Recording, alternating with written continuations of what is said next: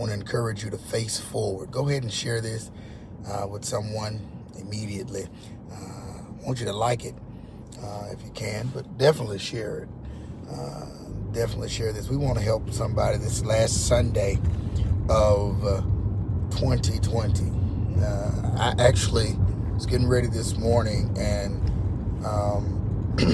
my wife likes to sleep with the TV on, and so when I woke up, there was a commercial just getting ready to start, apparently, and it started, and it was a match commercial, and it had the 20.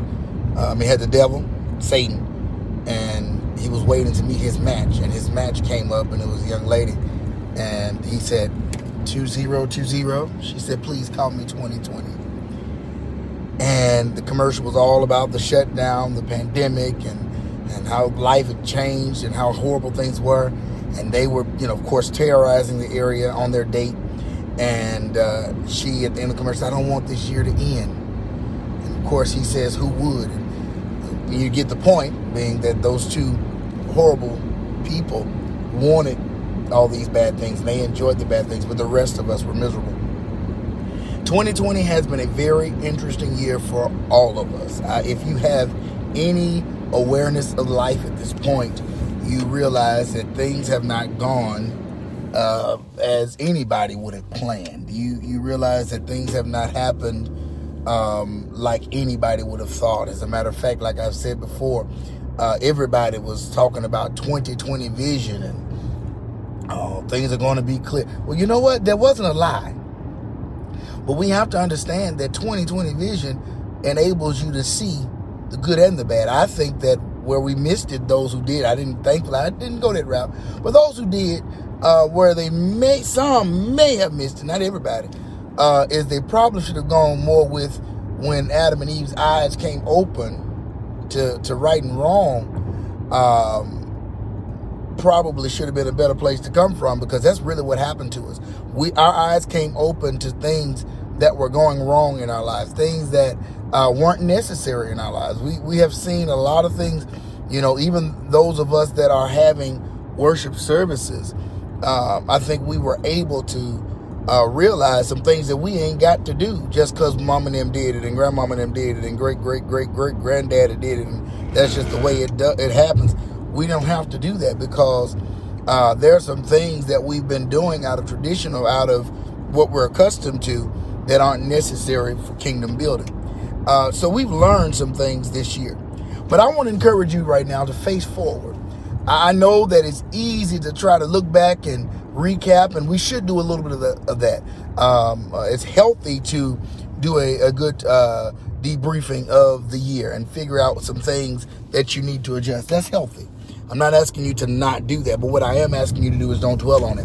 Once you see what you need to change, once you see your areas of improvement, of opportunity, then let's move forward. Let's face forward. Start looking toward what you're going to do next year. And you know what? Now that we've been through this pandemic, we can start looking forward to what we can do, even in dire circumstances. Now, that doesn't mean we're going to be overly prepared for the next thing, no matter what we do, but we can be better prepared for the next thing if we do what we're supposed to do. So I admonish you to face forward. Start planning now what you're going to do with God. Start asking God now, Lord, what would you have me to be? What would you have me to do? Give me your direction. Give me where you want me to start working now. Take this opportunity this last week in 2020 and start saying, God, what is it that you want me to do for 2021? What is my purpose? Send me in the right direction. Connect me with the right people. It's a good idea. Of course, we know we're going to be fasting and we're going to be doing all these things. Different churches are going to have different things going on. And that's beautiful for the end of the year, for the beginning of the new year. But don't stop there. Face forward. Let go of whatever's happened. Even if the bad things that hurts. I realize people have lost so much this year. Jobs and family and home and material things. But face forward. I'm not telling you not to grieve. I'm not telling you not to experience the hurt and go through the process of dealing with that hurt. That's not what I'm telling you to do. But what I am telling you to do is once you've gone through that process, don't put it on repeat. No. Don't put it on repeat. Once you've gone through the process, go ahead and pick yourself up. Dust yourself off. Face forward. And get ready to go in the direction God would have you to go for 2021 and beyond. Get ready to do what God has called you to do. Get ready to be what God has called you to be. Stop holding on. And you know what? Some of us aren't just holding on to 2020. Some of us holding on to 2010, 2011, 2012. You holding on to years that have gone by. Let go and face forward. Make up your mind today that no matter what has happened to me in the past, no matter what I've done in the past, no matter what has been my lot in the past, I'm facing forward. I'm doing what the scripture tells me to do. I'm forsaking and forgetting those things that are behind me, and I'm pressing toward the mark, the prize of the high calling. I'm trying to get there. I'm trying to go where I'm supposed to be.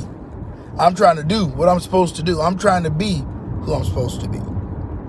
I love you with the love of the Lord, and there's absolutely nothing you can do about it. I love everybody. I love each and every one of you. And I'm still sleeping. Looking forward to worshiping with you all today. If you're able to be there in person, 2948 North Stage Plaza, we'll be there at 11 o'clock to worship the Lord.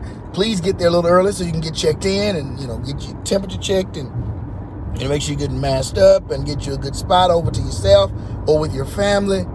And then if you're not able to be there at 11 or you're just not comfortable coming in to physical worship yet, that's perfectly okay, and that's understandable. We will be live via the different avenues that we've produced with the church page. We'll be on my page, my ministry page. We'll be on YouTube for both my ministry page and the church page. So either way that works best for you, join us at 11 o'clock. We want to worship the Lord with you. Now, however you join us, be prepared to give God glory. This is our last Sunday morning worship in 2020. And even though the year has been different, it has been rough, we are determined to let God know that we yet trust him and let the devil know that he can't do nothing. In the words of my great aunt, Mother Lois Boyd, the devil can't do nothing but what God allows. And if God allows it, God can bring us through it. He can protect us in it. So we're going to give God the glory and the honor and the praise that is due his name today. Do that. Do that. Even if you're not worshiping with us, you may worship somewhere else. Give God the glory. Give him the honor. In the words of Anna Douglas, give him the glory. Give him what's due his name. God bless you, and I hope to see you